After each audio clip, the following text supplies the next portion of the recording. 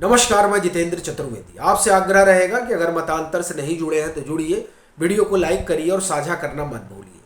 छठे चरण में जिन 58 सीटों पर मतदान हुआ उसमें हरियाणा की 10 लोकसभा सीटें भी शुमार रही। तो थोड़ा समझेंगे कि इन 10 सीटों पर क्या रुझान रहा, मत प्रतिशत जो है वो क्या कुछ कह रहा है, और इसकी पड़ताल करेंगे कि हरियाणा को लेकर जो एक बात बताई जा रही है कि यहाँ पर भाजपा के लिए बड़ी कमजोर स्थिति है, और उसका दो तीन कारण भी समझाया जाता है। एक तो ये कि किसान आंदोलन, और ये बात ठीक है, किसान आंदोलन की वजह से जो दो राज्य सबसे ज्यादा प्रभावित रहे उसमें एक पंजाब और दूसरा हरियाणा है। लेकिन क्या हरियाणा में सभी किसान प्रभावित रहे, या ये जो प्रभाव है वो जाट पट्टी तक ही रहा? ये एक बड़ा सवाल है। थोड़ा इसकी भी हम लोग पड़ताल करेंगे। फिर ये भी समझेंगे कि ये जो अग्निवीर वाला मसला है ये किस तरह से यहाँ के मत व्यवहार को प्रभावित कर रहा है, और अगर प्रभावित कर रहा है तो क्या वो इस लिहाज से प्रभावित कर रहा है कि यहाँ पर जो बताया जा रहा है कि 10 की 10 सीटें फंसी हैं, तो उस तरह से उसका ट्रेंड चल रहा है। ये तमाम चीजें हैं जिसको हम लोग एक बार ही देखेंगे। बात अगर मत प्रतिशत की करें तो कहा जा रहा है कि साहब पिछली बार हरियाणा में 70% मत पड़ा था लोकसभा चुनाव में, इस बार कम पड़ा है। अब कम तो अंतरिम आंकड़े 65 के हैं, लेकिन जब ये रिवाइज होता है तो 2-3% बढ़ जाता है, तो यानी 68 के आसपास मान के चल रहे हैं हम लोग, 67-68। तो 2% आप ये मानिए कि कम हुआ है। अगर हम रिवाइज आंकड़ों पर जाएं तो जो अभी तक नहीं आया है, लेकिन रिवाइज होगा तो 67-68 जाएगा, तो कोई 2-2.5% का हेरफेर होगा। तो उस लिहाज से देखें तो कोई बहुत भारी गिरावट तो नहीं है। और वो इसलिए भी कह रहा हूं क्योंकि 2019 का चुनाव लहर का चुनाव था, बालाकोट हुआ था, और उसके बाद से एक अलग तरह का जो है हिंदुस्तान में भाव था, तो उस लिहाज से सब जगह मत प्रतिशत बढ़ा था, तो हरियाणा में भी बढ़ा था। इस बार आप देखिए कि कम वोइस 1-1.5% का अंतर सब जगह आ रहा है, 2% का, तो उस तरह से हरियाणा में भी मत प्रतिशत गिर रहा है। तो मत प्रतिशत की गिरावट मुझे नहीं लगता कि कोई बहुत बड़ा चिंता का विषय है भाजपा के लिहाज से। लेकिन फिर भी यह बताया जा रहा है कि हर सीट पे टक्कर है। देखिए, इसमें कोई दो राय नहीं कि एक जो पट्टी है हरियाणा में, उस पट्टी में नाराजगी है, लेकिन क्या वो नाराजगी इतनी बड़ी है जिससे भाजपा अपनी सीटें लूज कर जाएगी? ये बड़ा सवाल है। अब इस सवाल में अगर हम गुड़गांव से शुरुआत करें तो देखिए, गुड़गांव में राव इंद्रजीत सिंह, उनके बरक्स इंडी ने कांग्रेस को उतारा, राजबब्बर को उतारा है जो कांग्रेस के कैंडिडेट है। अब देखिए, यहां राव इंद्रजीत सिंह 6 लाख वोट से जीते थे। तो क्या आज कांग्रेस उस स्थिति में है कि वो राजबब्बर वहां से चुनाव जीत जाए? इस स्थिति में कांग्रेस यहां एकदम नहीं। और 6 लाख का मार्जिन है, मतलब छोटा मोटा भी मार्जिन नहीं है, 6 लाख से जीते थे। तो गुड़गांव की सीट तो वैसे ही ये लोग हार रहे हैं, मार्जिन इतना बड़ा है। और देखिए, ये अकेली गुड़गांव की सीट नहीं है, यहां तकरीबन 7 से 8 सीटें ऐसी हैं हरियाणा में जहां पर भाजपा 3 लाख से लेकर 6 लाख के मतों से जीती है। अब जैसे हमने आपको गुड़गांव का उदाहरण दिया, उसी तरह से आप आइए फरीदाबाद की सीट भी 5.5-6 लाख के अंतर से भाजपा ने जीती थी 2019 में। करनाल की सीट 6.5 लाख के अंतर से जीती थी भाजपा 2019 में। कुरुक्षेत्र की सीट 4 लाख के अंतर से जीती थी। उसके बाद में आप आइए कि अंबाला 3 लाख के अंतर से जीते थे ये लोग। महेंद्रगढ़ भिवानी 5 लाख के अंतर से जीते थे। अब आप बताइए कि इतना बड़ा बड़ा मार्जिन जब है एक एक सीट पर, तो ऐसी स्थिति में कैसे ये मुमकिन है कि भाजपा यहां लूज कर रही है? यह बात जरूर है कि नाराजगी है, उस नाराजगी की वजह से मार्जिन जरूर कम होगा। जैसे पिछली बार 6 लाख से जीते, तो इस बार स्वाभाविक है कि वो मार्जिन नहीं रहने वाला है। लेकिन इतना बड़ा उलटफेर नहीं हो गया है कि एकदम आप ये कहें कि पूरी जो यहाँ का 2019 का आंकड़ा रहा वो एकदम पलट जाए और कांग्रेस और इंडी गठबंधन की चीजें हो जाए। देखिए, वो इसलिए कह रहा हूं क्योंकि जो भाजपा का अपना वोट बैंक है हरियाणा में, तो वो गैर जाट वोट है।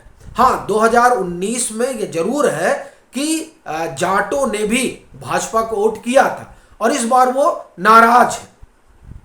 लेकिन जो आप यहां कहें कि जो गैर जाट बिरादरी है, क्या वो भी नाराज है? तो इस तरह की चीजें तो नहीं ही दिखाई देती हैं। जैसे अभी आप देखिए कि नायब सिंह सैनी को बनाया गया मुख्यमंत्री, इसका असर पड़ेगा सोनीपत का इलाका। आप देखिए कि एक दौर था 2019 का ही, सोनीपत से भूपेंद्र सिंह हुड्डा चुनाव लड़े थे 2019 में। आपको जानकर हैरानी होगी कि 1.5 लाख के आसपास के वोटों से वो हार गए थे भूपेंद्र सिंह हुड्डा। और इस बार आप देखिए, जब भूपेंद्र सिंह हुड्डा 2019 में सीट नहीं निकाल पाए, तो 2024 में भूपेंद्र सिंह हुड्डा जैसा कद्दावर चेहरा जब हार गया, तो अब कौन बचेगा वहां पर? यानी सोनीपत की सीट। अब आप देखिए यहां कोई बहुत बड़ा जो है उलटफेर होता नहीं दिखाई दे रहा। देखिए जो 2-3 सीटें हैं जहां टकराव है, संघर्ष है, वो मैं आपको बताता हूं। लेकिन अपना कहना यह है कि यहां की 10 सीटों का आप खुद भी मार्जिन देख लें। अब तो अवेलेबल है सब जगह कि 2019 में कितने मार्जिन से भाजपा जीती हरियाणा की 10 सीटें। वो देखने के बाद आप सहज अनुमान लगा लेंगे कि यहां मार्जिन कम, जैसे फरीदाबाद में मार्जिन कम होगा लेकिन जीतेंगे। महेंद्रगढ़ भिवानी 5.5 लाख वोट से यहां भाजपा जीती थी। अब महेंद्रगढ़ भिवानी में भूपेंद्र हुड्डा जो है वो विधानसभा चुनाव के लिहाज से इन सीटों को तैयार कर रहे हैं। लेकिन बड़ी चीज यह है कि आप तैयार तो कर रहे हैं, पर यहां जो अंतर है हार जीत का, उसको कैसे पाटेंगे? और देखिए इस तरह से भाजपा के खिलाफ जो है वो हरियाणा में लहर नहीं है कि पूरा पिरामिड ही उल्टा हो जाएगा और कांग्रेस 10 पा जाएगी और भाजपा 0 पर आ जाएगी। और ना ही इस तरह का वहां पर आप ये कहें कि अंडर करंट है कि 5 पर भाजपा चली जाएगी और 5 जो है कांग्रेस को मिल जाएगी। ये नहीं होने वाला है। अब जैसे आप कुरुक्षेत्र की सीट आई है, कुरुक्षेत्र की सीट 4 लाख वोटों से भाजपा ने जीती थी। अब यहां बताया जा रहा त्रिकोणीय मुकाबला है। क्यों? क्योंकि आम आदमी पार्टी यहां गठबंधन में एक सीट इनको मिली है, इंडी गठबंधन में, फिर अभय चौटाला लड़ रहे हैं और भाजपा लड़ रही है। तो जाहिर सी बात, अब त्रिकोणीय हुआ तो यहां कहा जा रहा है कि यहां भाजपा वैसे ही निकाल रही है। अपना कहना यह है कि यह बात ठीक है कि 2019 में जाट मतदाता भी भाजपा के साथ खड़ा था, लेकिन भाजपा ये जान रही है कि इस बार वो नाराज है। और दरअसल वो नाराजगी ही थी जो जेजेपी से इन लोगों ने गठबंधन तोड़ लिया और अलग राह पकड़ ली। क्यों? क्योंकि जो इनकी गैर जाट लामबंदी है, उस लामबंदी को बनाए रखना चाह रहे हैं और उसी को बनाए रखने के लिए तमाम कोशिशें हुई। ये एकदम सही बात है कि गांव में नाराजगी है, खासतौर से जाट पट्टी में, और उसका खामियाजा भाजपा को भुगतना पड़ेगा। लेकिन वो भुगतान इस तरह का नहीं है कि सीट हारने जा रहे हैं। ये सबसे बड़ी बात है। और आप मतलब मेरा ये कहना, आप आंकड़े देखिए, और आंकड़े चीख कर कह रहे हैं कि जो सीट आप 6 लाख से जीत रहे हैं, 5 लाख से जीत रहे हैं, 4 लाख से जीत रहे हैं, 3.5 पौने 4 लाख से जीत रहे हैं, उन सीटों को हराने के लिए उसी तरीके का अंडर करंट होना चाहिए जो अंडर करंट नहीं है। जिन इलाकों में है वहां भाजपा को संघर्ष करना पड़ रहा, लेकिन स्थिति ऐसी नहीं है कि भाजपा हार जाएगी। 2 सीटें हैं जहां मुकाबला कड़ा है, वो है सिरसा की सीट जो कुमार शैलजा की है, और दूसरी है रोहतक की सीट। हालांकि रोहतक वाली सीट में भी कहा जा रहा है कि दीपेंद्र हुड्डा के लिए आसान नहीं है रहा, क्योंकि वहां कांग्रेस के भीतर भी बड़ा घमासान है, तो उस घमासान का नुकसान जो है दीपेंद्र हुड्डा को मिल सकता है।